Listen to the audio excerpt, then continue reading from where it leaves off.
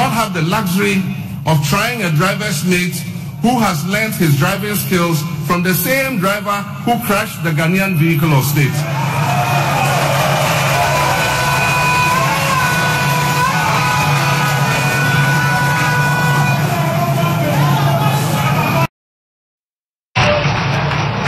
We cannot fail Mother Ghana, and therefore I urge you all to vote for change on December 7th, 2024. We, the members of the National Democratic Congress, have gathered here to express our utmost belief in democratic governance and to proclaim right here in Winnipeg, also called SIMPA, that the time is up for this administration. The time is up for them to go. They have decimated our democracy beyond recognition. They've destroyed livelihoods and families and pushed millions of our people below the poverty line. Your vote on December 7th will end the tyranny. It will end the cronyism. It will end the corruption. It will end the hardship. It will also pave the way for the vision, experience, and trustworthiness. And I, John Dramani Mahama, is going to restore that to the Flagstaff House.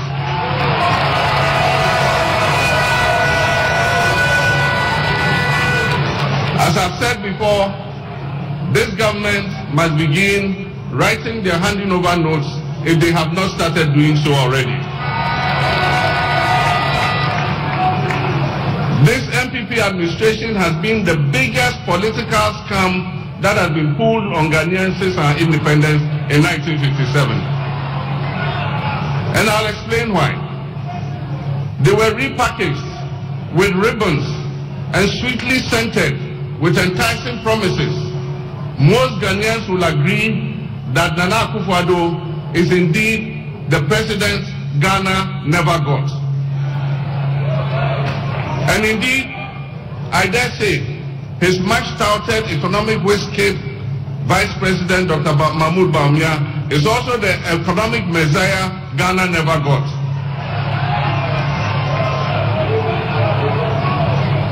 The NPP government took over from our administration on 7 January 2017.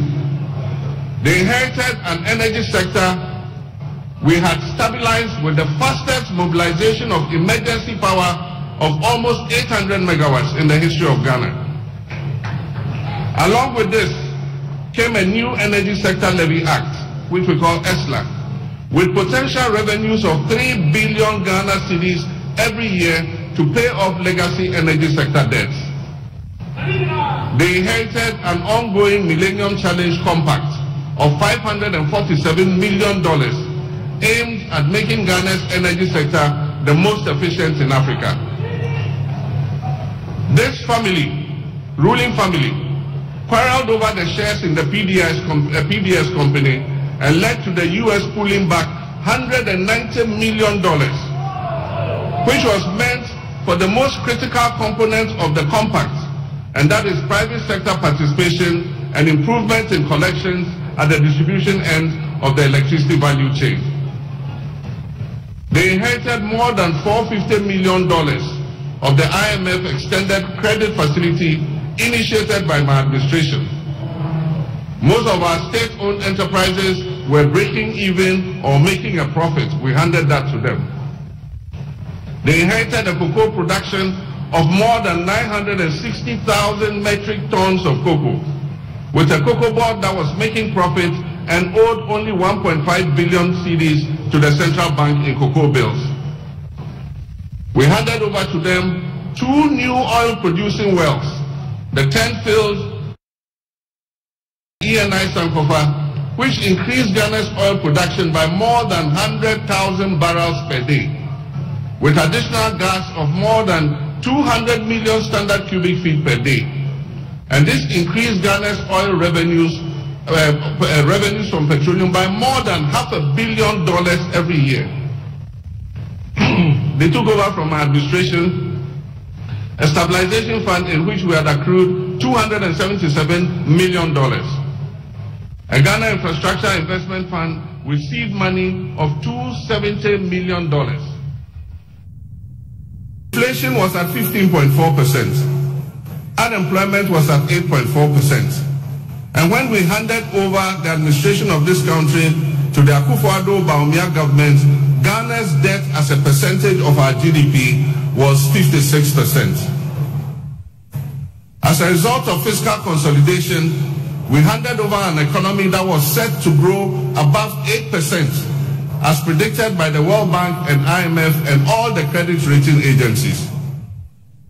Private businesses enjoyed an enabling environment to thrive, and foreign investors were queuing to make investments in our economy. The NPP government also took off with a stabilized economy and significant buffers with enormous domestic and internal goodwill. Indeed, this has been the most favored government in our history. But alas, the Ghanaian people's favor, their goodwill, has been repaid with only pain and anguish. This has received more revenue than all governments combined in the history of Ghana.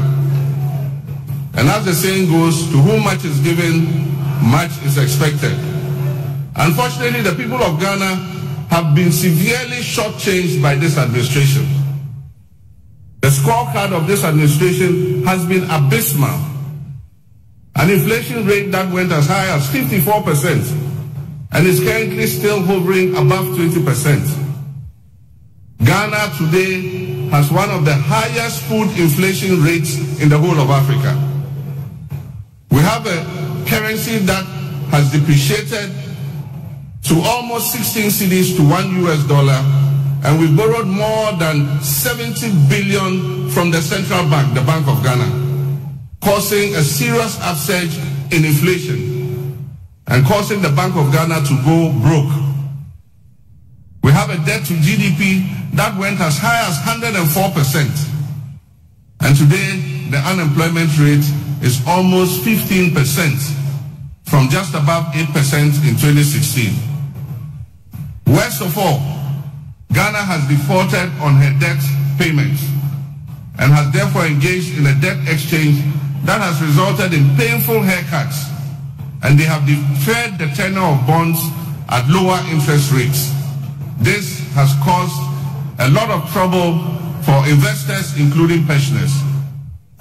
Cocoa production, which has been one day of our economy, has plummeted, and for the first time in the history of our country, the Cocoa Board annual syndication, which was sought after by all international banks, today it has no takers. Nobody is willing to lend Cocoa Board any money.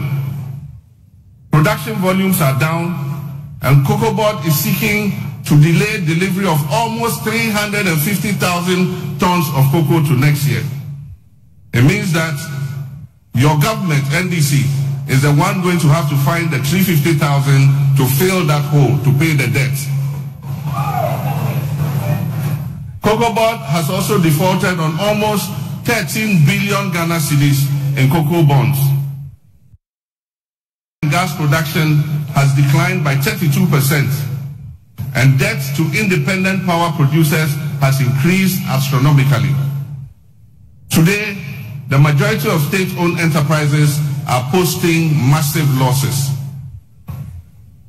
The COVID pandemic, rather than being an adversity, turned out to be a blessing, with a windfall for this government of almost 25 billion Ghana cedis of inflows, most of which were doled out to companies owned by family and friends. The majority of our citizens are convinced that our country, Ghana, is going in the wrong direction. Faith in our democracy is at its lowest, and many of our youth do not believe that constitutional governance is working for them. Faith in our democratic institutions and the political leadership is at its lowest ebb, and corruption is at its highest, and Ghanaians have become numb to the scandals that are exposed almost every week. And when you have a president who says he does not understand the hullabaloo that is being made about the sale of snitch hotels to a minister in his own government, then clearly he is on a completely different wavelength from the rest of us in this country. brothers and sisters, this is a president who just doesn't get it. Many of them I have met have told me that they are waiting for a signal from the Ghanaian people that the political and business environment is going to change for the better, that we're going to effect a change of course so that we can provide a reasonable environment for them to put in their investments. Ladies and gentlemen, the Holy Book in Matthew 25:14-30 tells one of the parables of Jesus Christ, and this is the parable of the talents. This parable teaches us to invest whatever is put in our care wisely for the benefit of our master. The master in this case is the people of Ghana. This administration is just like the last of the servants who buried his talents that was given to him by his master, and when his master came, he returned the 1 talent to him. But in this case of Akufo-Addo and Bawumia and their cabal, they did not bury the 1 talent and give us back our 1 talent when we returned. They gambled with the talents that we gave them, and they landed the people of Ghana in a huge debt.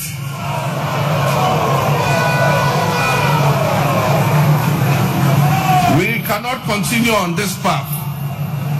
Lessons must be from the experience of NPP. Will be an expression of satisfaction with the impunity of the last 8 years. A vote for the NPP is a vote for a 3rd term for Nana Akufo-Addo. A vote for the NPP in this election is a vote to escape accountability. It is a vote to allow officials who have stolen and raped this country's resources to escape accountability and go laughing all the way to their bank accounts.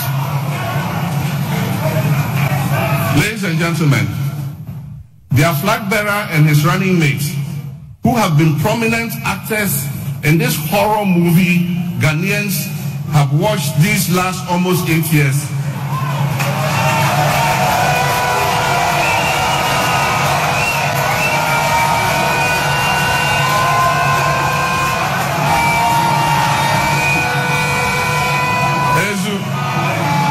you know horror movies, don't you? Their flag bearer and his running mates, who have been prominent actors in the horror movies Ghanaians have watched these almost last 8 years. These people cannot be the ones to exact accountability from the government of which they have been an integral part. We are at a critical juncture in our democratic history. Choices we make in elections come with consequences. We cannot afford to fail this time. A restive youthful population does not have the luxury of trial and error. They do not have the luxury of trying a driver's mate who has learned his driving skills from the same driver who crashed the Ghanaian vehicle of state.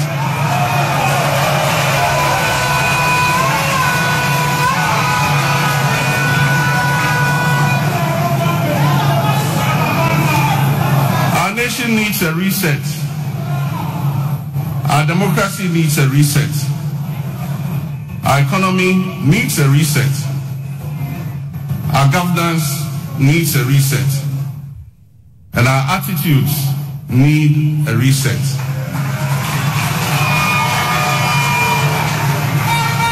We need a government that will galvanize the efforts of all Ghanaians, irrespective of ethnicity, religion, or party affiliation.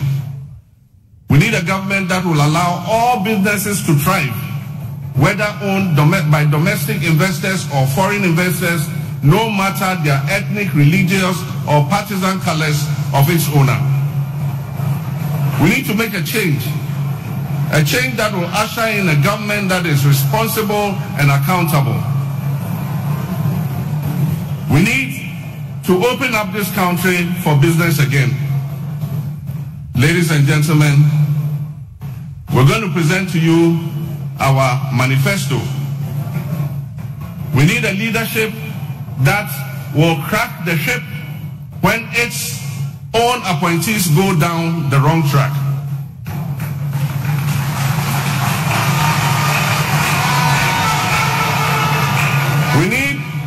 responsive government that will respect the rights and freedoms of our citizens, including journalists, and address the ongoing decay of state institutions and fight corruption by deploying the Operation Recover All the Loots principle.